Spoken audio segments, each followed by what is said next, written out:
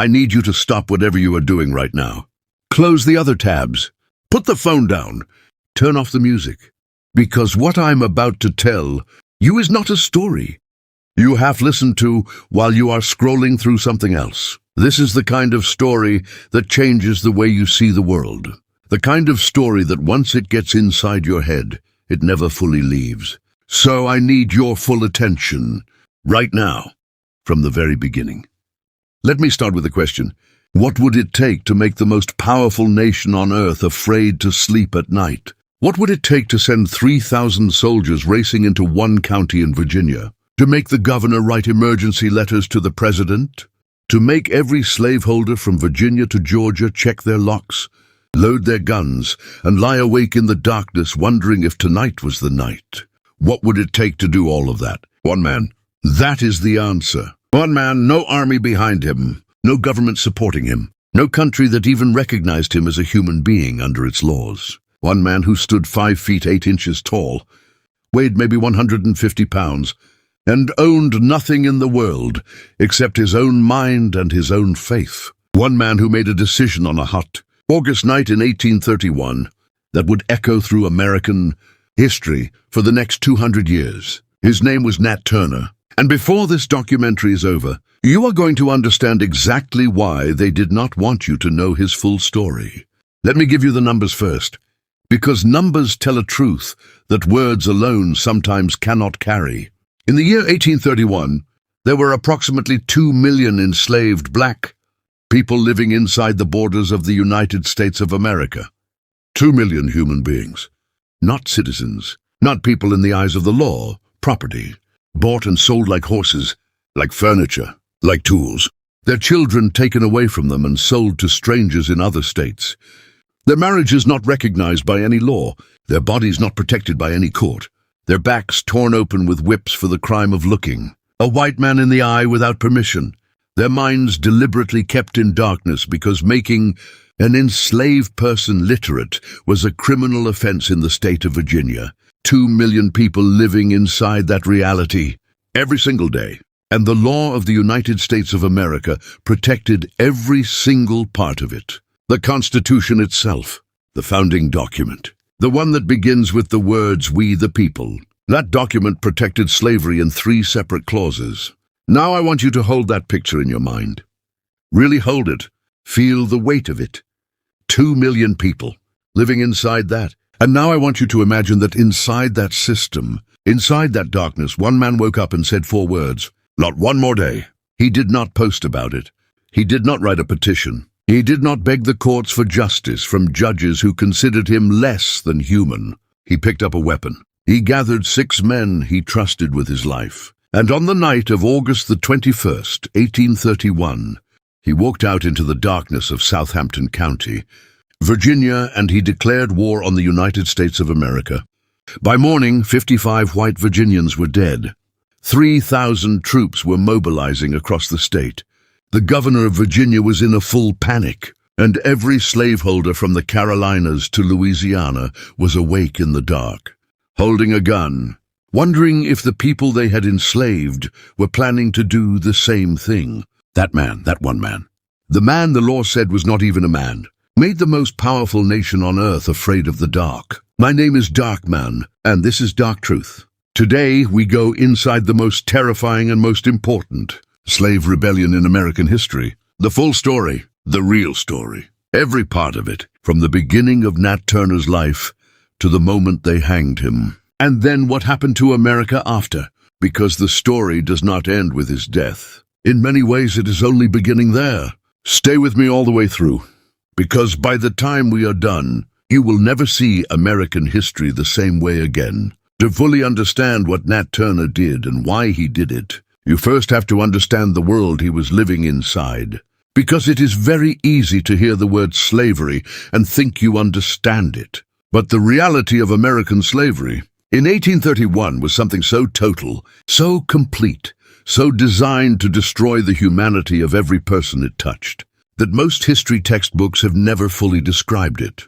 Virginia, in 1831, was the most powerful, slave-holding state in America. It had 470,000 enslaved people within its borders. That was 40% of the entire state's population. Nearly half the people in Virginia were human beings legally classified as property. But by 1831, Virginia's relationship with slavery had evolved into something even more sinister than simple plantation labor. When the international slave trade was officially banned in 1808, the cotton and sugar plantations of the Deep South, in Georgia, Alabama, Mississippi, and Louisiana, still desperately needed labor. They could no longer import enslaved people from Africa, so they bought them from Virginia. Virginia planters had realized something that should make every person who hears it physically ill. They could make more money selling human beings to traders, heading south, than they could ever make growing tobacco. And so Virginia became what historians have called a slave-breeding state. Enslaved women were systematically forced to bear as many children as possible, not because anyone cared about those children, but because those children, once old enough, could be sold. A healthy young enslaved man in 1831 could fetch $1,000 at auction, equivalent to approximately $35,000 today. Families were torn apart on auction blocks in Richmond and Petersburg on a scale that is almost impossible to comprehend. Historians estimate that during the decades before the Civil War, the domestic slave trade forcibly separated approximately 1 million black families, mothers watching their children led away in chains to be loaded onto wagons heading south, husbands and wives separated, knowing they would never see each other again. Children as young as 8 or 9 years old sold away from every person who loved them. And the law backed every single piece of it. Under Virginia law in 1831, an enslaved person could not own any property whatsoever. Not a spoon, not a blanket, not the clothes on their back. They could not travel even a short distance from the plantation without a written pass signed by their enslaver. Getting caught without that pass meant immediate arrest and severe physical punishment. Teaching an enslaved person to read or write was a criminal offense. Not just discouraged, criminal, punishable by fine and imprisonment for the teacher. An enslaved person could not testify in any court against any white person, under any circumstances. They could not legally marry. Their relationships had no standing in law. Their children legally belonged to whoever owned the mother. And if they tried to escape and were caught, the punishment was entirely at the discretion of the enslaver. Whipping was routine. Branding with hot irons was common. Cutting off fingers, ears, or toes to mark runaways happened regularly. Killing an enslaved person who was deemed dangerous or rebellious was legal and carried no criminal penalty. This was not the dark fringe of American society. This was the law, written down, codified, enforced by courts, protected by the Constitution, and defended by some of the most celebrated names in American history. Thomas Jefferson, who wrote that all men are created equal, owned over 600 enslaved people during his lifetime. George Washington owned 317. James Madison, who is called the father of the Constitution, owned over 100. This is the world that Nat Turner was born into. This is what surrounded him from the first moment of his life. This is what he watched every single day, and this is what he eventually decided he could no longer accept. Now you understand the stage. Let me tell you about the man who walked onto it. Nathaniel Turner was born on October the 2nd, 1800, Southampton County, Virginia. The same year that a man named Gabriel Prosser, another enslaved Virginian who had organized a massive rebellion in Richmond, was betrayed, captured, and hanged along with 26 of his followers. History has a strange sense of rhythm. Nat's mother was a woman named Nancy. She had been brought to America from Africa in chains, and everything we know about her tells us she was a woman of fierce, unbending spirit. When Nat was born, according to multiple historical accounts, Nancy tried to kill her own newborn son, not because she did not love him, but because she could not bear the thought of bringing another child into the horror of American slavery. She could not endure watching one more soul she loved become someone else's property. His father, whose name has been lost to history, eventually made the choice that haunted the families of every enslaved person in America. He escaped, He ran north and found his freedom, and he left his son behind. We do not know if he had a choice. We do not know if he intended to come back. We only know that Nat Turner grew up without a father, in a system designed to make every part of his existence smaller, harder, and more painful than it needed to be. But something about Nat Turner refused to be made small. From early childhood, the people around him noticed something extraordinary about the boy. He seemed to remember things he could not possibly have been present for. He described events that had happened before his birth with a clarity that unsettled the adults around him. Whether this was genuine spiritual gift or simply the power of a mind that absorbed and retained everything it encountered, nobody could say for certain. But it marked him from the beginning as someone different. And then there was the reading. Nobody taught Nat Turner to read. There was no teacher. There was no school. In Virginia in the early 1800s, teaching an enslaved child to read was a crime. And yet one day, according to every account of his life, Nat Turner simply could read. He picked up a book, and the words made sense to him. He looked at letters on a page and understood them. His enslaver, Benjamin Turner, was so astonished by this that he made the remarkable and illegal decision to allow the boy to continue learning rather than punish him for it. That decision changed American history, because what Nat Turner read, more than anything else, was the Bible. He read it the way a man dying of thirst drinks water, completely, obsessively, over and over. He memorized entire books of it. He could recite chapter and verse from memory with a speed and accuracy that made even white ministers in Southampton County take notice. As he grew into a young man, Nat Turner became something that terrified the slaveholding class more than almost anything else. An enslaved preacher with a following. He traveled between plantations with his enslavers. Permission to hold prayer meetings. Dozens of enslaved people gathered to hear him speak. His reputation spread through the county. He was known as a prophet, a holy man, a person touched by God. White people who heard him preach said he spoke with a power they had rarely encountered anywhere. He fasted for days at a time. He prayed alone in the woods for hours. He denied himself food and sleep in pursuit of spiritual depth. And during those long, isolated vigils in the forests of Southampton County, he began to experience what he described as visions. He saw white spirits and black spirits locked in combat across the open sky. He saw blood running across cornfields. He saw lights moving through the trees that he interpreted as divine signals.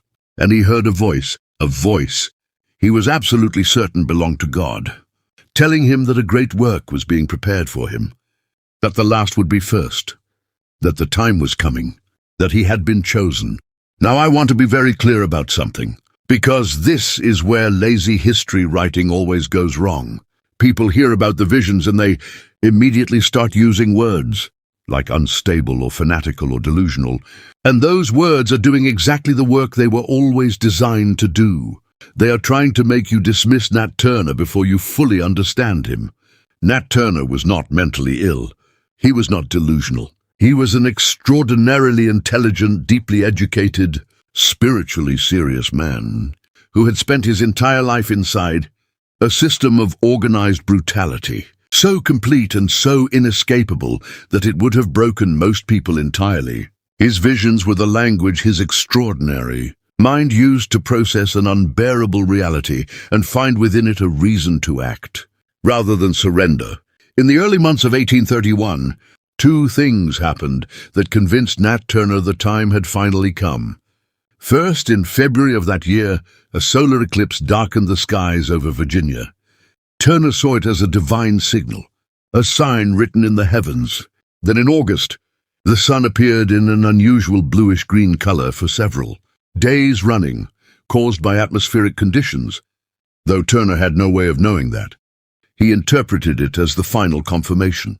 God was speaking, and the message was unmistakable now. The plan that Nat Turner constructed was not the plan of a man acting on pure rage or impulse. It was strategic, calculated, and built around one central tactical principle: speed. The great enemy of any rebellion against a better armed, numerically superior force is time. Every minute that passes after the first shot is fired is a minute for the opposition to organize.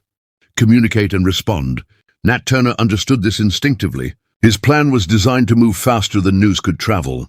They would begin at a single plantation in the dead of night. Strike hard and fast. Take weapons and horses. Move immediately to the next farm. Strike again. Take more weapons, more horses, more men. Keep moving. Never stop. Build force so quickly that by the time daylight came and the county understood what was happening, the rebellion would already be too large and too spread out to contain. The destination was Jerusalem, Virginia, the county seat. Jerusalem had an arsenal, a government weapons depot storing rifles, muskets, powder, and shot. If Nat Turner could reach Jerusalem and seize that arsenal before organized resistance stopped him, his force would be armed well enough to sustain a real fight. Some historians believe he intended from there to escape into the great, dismal swamp, the vast, nearly impassable wilderness on the Virginia north. Carolina border, where dozens of runaway enslaved people were already living in hidden communities. Others believe Turner knew from the beginning that he would die, and that he had accepted it as the price of what he was doing. That his rebellion was intended not to succeed in the military sense, but to send a message that could never be silenced. The original date for the rebellion was July the 4th, 1831, Independence Day. The symbolism was entirely deliberate. While white America celebrated the anniversary of its own liberation from oppression, Nat Turner's army would rise. There is a dark poetry in that choice that says everything about how precisely Nat Turner understood the contradiction at the heart of American history. But Nat fell ill. The date was postponed, then rescheduled, and finally set for August the 21st. His core group was 6 men. Hark Moore, who was described as physically powerful and deeply loyal. Henry, Nelson, Sam, Jack, and a man named Will, whose last name has never been recorded, and who carried into the rebellion a personal grief so raw and so total that it drove him further into the violence than any of the others. Will had watched his wife be brutally whipped. He had nothing left to lose, and he knew it. These were not strangers to each other. They had lived together for years. They had worked the same fields, prayed at the same gatherings, watched each other's children grow. They trusted each other completely. And on the evening of August the 21st, 1831, they met at a quiet spot in the woods called Cabin Pond. They ate together, a meal of pork and brandy that Hark had managed to acquire without raising suspicion. They sat in the dark woods of Southampton County, and they talked about what they were about to do, about the people they had lost, about the children who had been sold away from them, about the backs that had been torn open with whips, about the prayers that had gone unanswered for so long that some men had stopped believing there was anyone listening. Nat Turner prayed. He always prayed. He asked God to guide his hand and steady his heart. And then, sometime around midnight on August the 22nd, 1831, 7 men stood up from the banks of Cabin Pond, walked out of the trees, and began moving through the darkness toward the Travis plantation.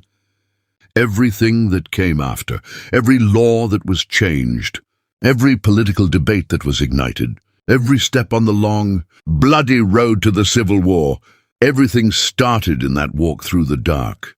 2 o'clock in the morning, August the 22nd, 1831. 7 men standing in the dark outside the farmhouse of Joseph Travis, the man who, under Virginia law, currently owned Nat Turner as property.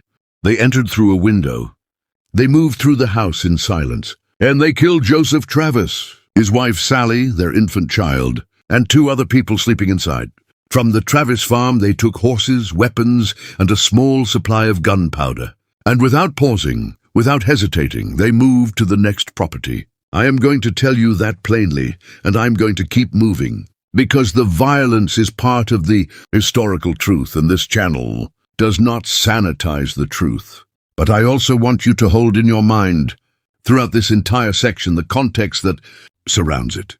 The system that Nat Turner was rising against had been committing violence against black bodies every single day for 200 years. The violence of the rebellion lasted 48 hours. The violence of the system it was responding to lasted 2.5 centuries. From the Travis farm, they moved to the Salathul Francis farm, then the Piety Reese farm, then the Elizabeth Turner property, then the Hartwell Preble farm, each time moving fast, striking hard, taking what they needed and continuing. And at each farm, something crucial happened. Enslaved men joined them. Not all of them. Not even most of them. Many enslaved people hid or tried to warn white families, or simply froze in a terror so complete it made movement impossible. But enough came.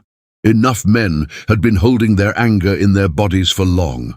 Enough that when the moment arrived, something in them moved toward it rather than away. 6 men became 12. 12 became 25. 25 became 40. By the time the sun began to come up over Southampton County on August the 22nd, Nat Turner had an armed force of approximately 50 to 60 men, many of them on horseback, moving through the countryside faster than word could travel ahead of them. The white community of Southampton County woke up that morning into a terror that none of them had words for. Families fled their homes and ran. Roads that had been empty in the pre-dawn darkness were suddenly filled with carriages, moving at full speed, with people on horseback riding flat out, with families on foot carrying whatever they could grab in both arms. Women and children screamed on the roads. Men who had been absolute masters of other human beings were running in raw animal fear. Riders were dispatched to Richmond, to Norfolk, to Washington. Emergency messages flew in every direction. The governor of Virginia, John Floyd, was woken in the middle of the night with news that would not fully cohere for hours. An insurrection. Southampton County. Number of rebels unknown. Number of dead unknown. Moving fast and showing no signs of stopping. And at the center of all of it, Nat Turner kept moving. The hardest moment of the rebellion's first day came at the farm of a man named Levi Waller. Waller was away from his property when the rebellion arrived. His wife and children were home. Also present that morning was a group of neighborhood children who had gathered at the Waller farm for what amounted to a small local school session. Children from several surrounding properties learning their letters together. They were all killed. I want to sit with that for a moment, not skip past it. Children died during Nat Turner's rebellion. That is the truth. It is a truth that has been used for 200 years to define the rebellion as nothing more than a massacre, to make Nat Turner a monster in the history books, and to erase every ounce of context that explains how and why that morning came to pass. I am not going to do that to you. You are an adult. You can hold the complexity. Children died in the rebellion, and children had been dying in slavery. Every single day for 200 years, dying of overwork, dying of exposure, dying of separation, dying of despair, sold away from everything they knew before. They were old enough to understand what was happening to them. Both of those things are true at the same time. History does not give you the luxury of only carrying one truth at a time. By midday on August the 22nd, the rebellion had been moving for approximately 10 hours. Roughly 30 farms had been struck. 55 white people were dead. And Nat Turner's force was approaching the outskirts of Jerusalem. Jerusalem, the county seat, the arsenal, the target. But the element that had made the rebellion so devastating in its first hours, pure surprise, pure speed, was now gone. Armed militia companies had organized. White men from across the county had gathered their weapons and ridden out to meet the rebellion. A force of them had positioned themselves at a place called Parker's Field. Directly on the road to Jerusalem, the two sides met in a clash that lasted less than an hour. Nat Turner's men, most of whom had never trained as soldiers, many of whom were fighting with farm tools and stolen weapons, were driven back. Several rebels were killed. Several more were captured. The advance toward Jerusalem was broken. Turner tried to regroup. He gathered the men who remained with him and tried to push forward again. But the militia was organized now. Fresh troops were arriving from neighboring counties. The road to Jerusalem was closed. By the morning of August the 23rd, less than 48 hours after the 7 men walked away from Cabin Pond, the rebellion was over. Most of the rebels were dead, wounded, or captured. The rest had scattered into the surrounding countryside, melting into the woods and the swamps of Southampton County. and Nat Turner had disappeared completely. For 6 weeks, the most wanted man in the United States of America lived in a hole in the ground. He had dug it himself, a small cavity beneath a pile of old fence rails in the woods of Southampton County, less than 3 miles from the Travis plantation where the rebellion had begun. He came out only at night, moving in darkness, finding water, finding whatever scraps of food he could locate without being seen. Meanwhile, the entire apparatus of Virginia's military power was searching for him. 3,000 soldiers and militia. Members combed Southampton County on foot and on horseback. The governor of Virginia offered a $500 reward for Nat Turner's capture, dead or alive. Patrols moved through every field, every woodline, every swamp. Enslaved people across the county were interrogated, threatened, and tortured for information about his location. Nobody gave him up.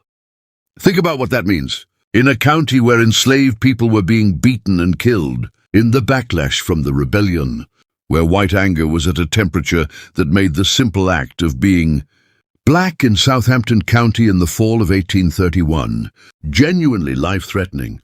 In the middle of all of that, the people who knew the most about Nat Turner's habits and hiding places, the people who had worshipped with him and worked beside him for years, did not betray him, not one. He was found by accident, October the 30th, 1831. A local farmer named Benjamin Phipps was moving through the woods with a dog when the animal began digging at the base of a pile of fence rails. Phipps pulled the rails apart, and Nat Turner looked up at him from the dirt.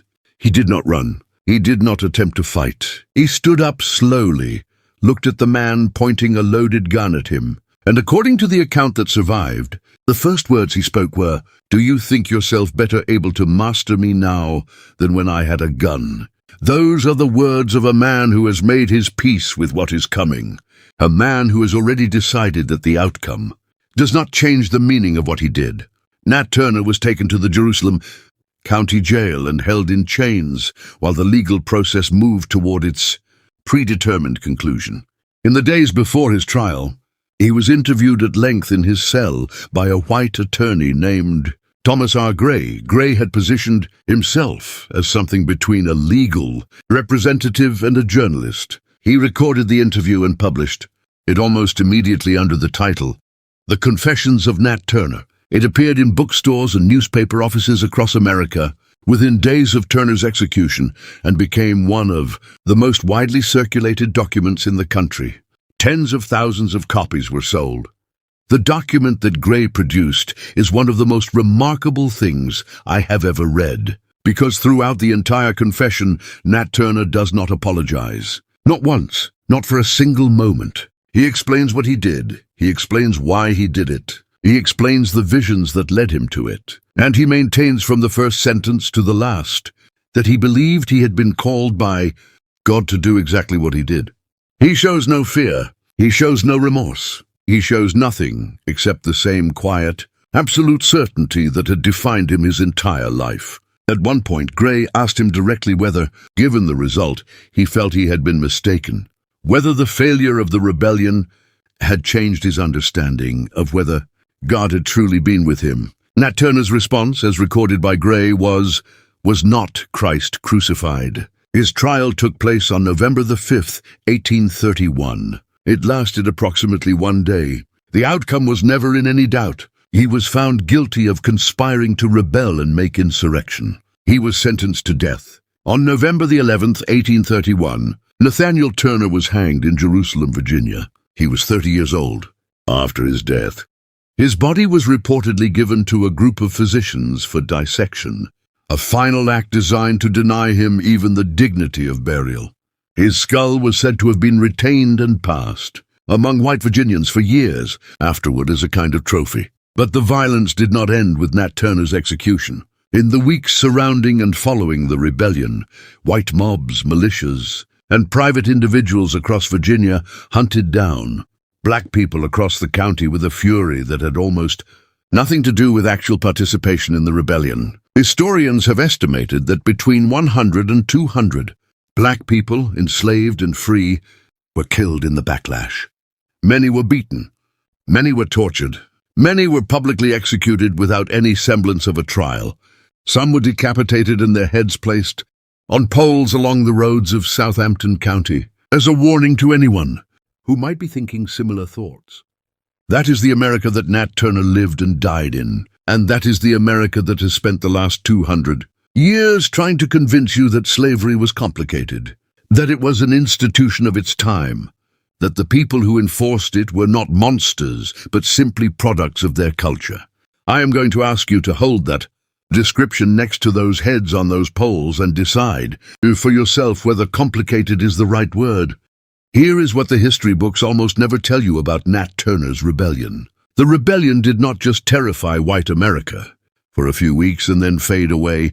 It fundamentally altered the political, legal, and social landscape of the entire country. It changed what was possible. It changed what was thinkable. And it set in motion a chain of events that led directly to the most destructive war in American history. In the immediate aftermath, the response across the slaveholding South was to dramatically tighten the screws on every black person within reach. Virginia passed new laws making it illegal for free black people to preach to any gathering, to assemble in groups without white supervision, or to receive any form of education. The state that had already criminalized teaching, enslaved people to read, now extended that prohibition in new directions. North Carolina moved quickly to strip free black men of the right to vote, a right that a small number of them had technically possessed. Georgia passed a law making it a capital crime, punishable by death, to distribute any written material that questioned the legitimacy or morality of slavery. Any material, including religious texts that contained arguments about human dignity and freedom. Slave patrols across the entire South were expanded, given broader powers, and funded more generously. Curfews were imposed on black communities in cities and towns that had previously operated with some degree of informal freedom. After dark, surveillance of black churches, black social gatherings, and black neighborhoods was intensified to a degree that made the previous level of control look almost relaxed by comparison. But the most extraordinary consequence of Nat Turner's rebellion happened in the Virginia state legislature in January and February of 1832. The Virginia legislature held a formal, extended public debate about whether to abolish slavery. I want you to understand how remarkable that is. In the heart of the slaveholding South, 18 months after Nat Turner's rebellion, the elected representatives of Virginia stood up in their legislature and argued seriously, at length and on the record, that slavery was too dangerous, too morally corrupted, and too threatening to Virginia's long-term stability to continue. The debate went on for weeks. It was covered in newspapers across the country. It was the most serious legislative discussion of abolition that had ever occurred in any southern state. And in the end, slavery was not abolished. The pro-slavery faction won the vote. Virginia doubled down, but something irreversible had happened anyway. The debate itself was the proof. The mask had slipped. The slaveholding class of Virginia had been forced by one enslaved man with a small group of followers to stand up in their own legislature and defend the system they had always pretended required no defense. They had been made to argue for something they had always assumed was simply the natural order of the world. And in making that argument, they revealed to everyone watching, and to themselves, that it was not the natural order at all. It was a choice that could be made differently, a choice that would eventually, inevitably, be forced to change. The road from Southampton County, in August of 1831, runs with terrible directness through the following decades of American history. It runs to the founding of the American Anti-Slavery Society in 1833, whose membership exploded in the years after the rebellion as Northern abolitionists pointed to Nat Turner as proof of what they had always argued, that enslaved people were fully human, fully rational, fully capable of understanding and resisting their own oppression. It runs to the publication of Uncle Tom's Cabin in 1852, which brought the reality of slavery into the parlors of northern white families, who had preferred not to think too hard about it. It runs to John Brown's raid on Harper's Ferry in 1859, in which a white abolitionist tried to do almost exactly what Nat Turner had done: seize a federal arsenal, arm enslaved people, and trigger a general uprising. It runs to the election of Abraham Lincoln in 1860 and the Southern states' decision that a man who opposed the expansion of slavery could not be allowed to sit in the White House. It runs to secession, to Fort Sumter, to 4 years of the bloodiest war in American history, to the Emancipation Proclamation, to the 13th Amendment. Nat Turner did not live to see any of it, but he fired one of the first shots of a war that would not officially begin for another 30 years. Before I close this documentary, I want to address something directly, because I know it is sitting in the back of your mind, and I think you deserve a straight answer to it. Was Nat Turner a hero or a murderer? And my answer is that this question is one of the most effective tools ever designed to keep you from thinking clearly about American history, because the question is built on a hidden assumption. The hidden assumption is that the scale you are supposed to weigh Nat Turner on is a moral scale where the only thing that matters is the violence of the rebellion itself. 55 people dead over 2 days. Put that on the scale. What does it weigh? But that question completely refuses to acknowledge what is on the other side of the scale. 246 years of systematic, legally protected, economically incentivized violence against millions of black human beings. Families destroyed, bodies broken, minds deliberately kept in darkness, souls crushed generation after generation after generation, babies sold away from their mothers, men worked to death, women raped with full legal impunity, an entire people robbed not just of their freedom, but of their names, their languages, their religions, their histories, their identities. Put that on the other side of the scale. Nat Turner did not create the violence. The violence created Nat Turner. He was not the origin of the horror. He was the response to it.